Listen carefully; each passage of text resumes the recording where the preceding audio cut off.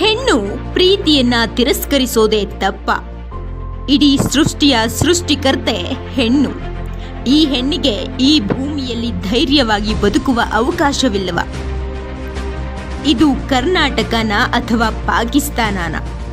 ಇನ್ನು ಅದೆಷ್ಟು ಅಮಾಯಕ ಹೆಣ್ಣು ಮಕ್ಕಳ ಕಗ್ಗೊಲೆಯಾಗಬೇಕಿದೆ?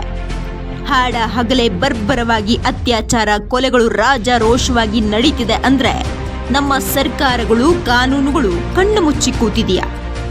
ಇದ್ಯಾವುದರ ಭಯವೂ ಈ ನರಹಂತಕರಿಗೆ ಇಲ್ಲ ಯಾಕೆ? ಹೆಣ್ಣನ್ನ ದೇವರ ರೂಪದಲ್ಲಿ ಪೂಜಿಸುವ ನಾಡಲ್ಲಿ ಇದೆಂತಹ ಹೀನಾಯ ಕೃತ್ಯಗಳು ನಡೀತಿದೆ. ಹೆಣ್ಣು ಮಕ್ಕಳ ಅತ್ಯಾಚಾರಗಳು, ಕೊಲೆಗಳನ್ನ ರಾಜಕೀಯ ದಾಳಗಳಾಗಿ ಬಳಕೆ ಮಾಡ್ತಿದ್ದಾರಲ್ಲ ಸ್ವಾಮಿ. ಇದೇ ಗತಿ ನಾಳೆ ನಿಮ್ಮನೆ ಹೆಣ್ಣು ಮಕ್ಕಳಿಗೆ ಬಂದ್ರೆ ಹೇಗಿರುತ್ತೆ ಸ್ವಲ್ಪ ಯೋಚಿಸಿ. ನಮಸ್ತೆ ಗೆಳೆಯರೇ, ಮಾಹಿತಿ ಮಾಧ್ಯಮಕ್ಕೆ ಸ್ವಾಗತ. ಹೌದು, ನಮ್ಮ ಭಾರತ ದೇಶ ಹಾಗೂ ಕರ್ನಾಟಕದಲ್ಲಿ ಹೆಣ್ಣಿಗೆ ಮಹತ್ವದ ಸ್ಥಾನ ನೀಡಿದ್ದೇವೆ.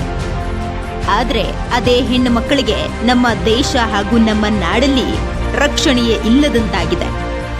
ಒಬ್ಬ ಮಹಾನ್ ವ್ಯಕ್ತಿ ಹೇಳಿದ ಮಾತು, ಯಾವಾಗ ಒಬ್ಬ ಹೆಣ್ಣು ರಾತ್ರಿ 12 ಗಂಟೆಯಲ್ಲೂ ಯಾವುದೇ ಭಯವಿಲ್ಲದೆ ರಸ್ತೆಗಳಲ್ಲಿ ಓಡಾಟ ಮಾಡ್ತಾರೋ ಆಗ ನಮ್ಮ ದೇಶಕ್ಕೆ ನಿಜವಾದ ಸ್ವಾತಂತ್ರ್ಯ ಸಿಕ್ಕ ಹಾಗೆ ಅಂತ. ಇದನ್ನ ನೆನೆಸ್ಕೊಂಡ್ರೆ ನಗು ಬರುತ್ತೆ ಅಲ್ಲ? ಆಡ ಹಗಲೇ ಭೀಕರವಾಗಿ ಹೆಣ್ಣು ಮಕ್ಕಳ ಮೇಲೆ ಅತ್ಯಾಚಾರಗಳು, ಕೊಲೆಗಳು ರಾಜಾರೋಷವಾಗಿ ನಡೀತಿದೆ. ಇನ್ನು ಮಧ್ಯರಾತ್ರಿ ಓಡಾಡೋದು ಕನಸಿನ ಮಾತು. ನಮ್ಮ ಕರ್ನಾಟಕದಲ್ಲಿ ಸೌಜನ್ಯರಂತಹ ಹಲವು ಹೆಣ್ಣು ಮಕ್ಕಳ ಮೇಲೆ ಅತ್ಯಾಚಾರವಾಗಿ ಕೊಲೆಯಾಗಿದ್ದು ಇನ್ನೂ ಯಾರಿಗೂ ನ್ಯಾಯವೇ ಸಿಕ್ಕಿಲ್ಲ. ಅಂತಹದ್ರಲ್ಲಿ ಈಗ ಮತ್ತೊಂದು ಭೀಕರ ಕಗ್ಗೊಲೆ ನಡೆದಿದೆ.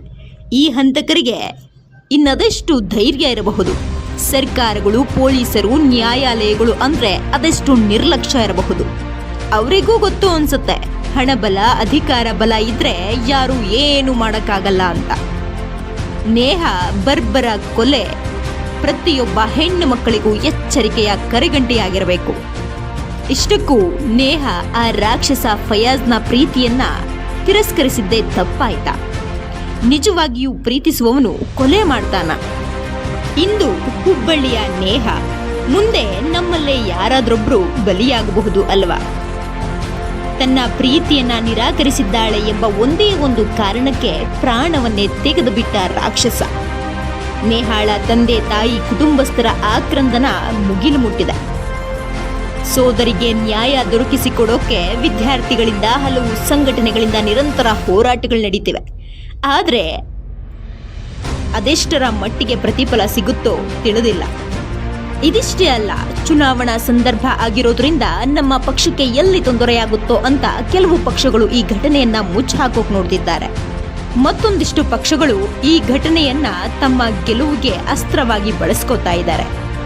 ಎಂತಹ ದುರ್ದೈವ ನೋಡಿ! ಅದೆಂತಹ ಪ್ರಜಾಪ್ರಭುತ್ವದಲ್ಲಿ ನಾವು ಬದುಕ್ತಿದ್ದೀವಿ? ಒಂದು ಹೆಣ್ಣು ಮಗಳ ಕೊಲೆಯನ್ನ ತಮ್ಮ ಸ್ವಾರ್ಥಕ್ಕೆ ಬಳಕೆ ಮಾಡ್ತಿದ್ದಾರೆ. ಪ್ರತಿಯೊಬ್ಬರಿಗೂ ನೆನಪಲ್ಲಿರಬೇಕಾಗಿರೋದು ಒಂದೇ, ನಮ್ಮ ಸಮಸ್ಯೆಗಳಿಗೆ ಯಾರೂ ಪರಿಹಾರ ಕೊಡೋದಿಲ್ಲ. ನಮ್ಮ ಸಮಸ್ಯೆಗಳನ್ನ ಮತ್ತಷ್ಟು ದುರ್ಬಳಕೆ ಮಾಡ್ಕೋತಾರೆ. ಅದಕ್ಕೆ ನಮ್ಮ ಸಮಸ್ಯೆಗಳಿಗೆ ನಾವೇ ಪರಿಹಾರ ಕಂಡುಕೋಬೇಕು. ದಯವಿಟ್ಟು ಪ್ರತಿಯೊಬ್ಬ ಹೆಣ್ಣು ಮಕ್ಕಳು ಮತ್ತು ಪೋಷಕರು ಇಂತಹ ಘಟನೆಗಳನ್ನ ಕಂಡಾಗಲಾದರೂ ಎಚ್ಚೆತ್ತುಕೊಳ್ಳಿ. ಇದ್ರ ಬಗ್ಗೆ ನಿಮ್ಮ ಅನಿಸಿಕೆಯನ್ನ ತಿಳಿಸಿ. ಹಾಗೆ ಈ ಮಾಹಿತಿಯನ್ನ ಮತ್ತಷ್ಟು ಜನರೊಂದಿಗೆ ಹಂಚಿಕೊಳ್ಳಿ. ಹಾಗೆ ನೀವಿನ ಮಾಹಿತಿ ಮಾಧ್ಯಮಕ್ಕೆ ಸಬ್ಸ್ಕ್ರೈಬ್ ಆಗಿಲ್ಲ ಅಂದ್ರೆ ಈ ಕೂಡಲೇ ಸಬ್ಸ್ಕ್ರೈಬ್ ಆಗಿಬಿಡಿ.